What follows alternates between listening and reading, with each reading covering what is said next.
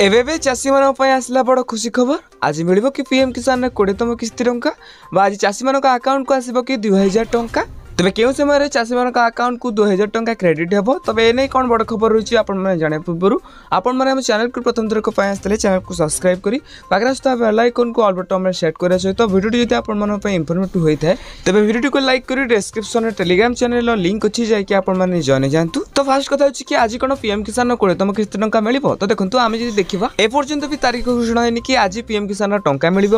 जेहेतु ये डेरी है 4 मास बीतीगला एपर्यंत पीएम किसान 20तम किस्ती टंका मिलनी आ 19तम किस्ती टंका पूर्व प्रधानमंत्री बिहार में देते एथर आज